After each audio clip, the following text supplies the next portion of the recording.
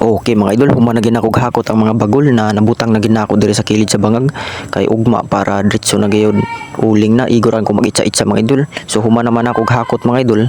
Ako na dayon ni tabuan og trapal kay basi unyag muulan mabasa ang mga bagol bisag ako na nagitapatapahan ning bagol para lang mauga ang iyang kuan. Basa sa bagol kay nauwanan ko do ako na ning tabunan mga idol.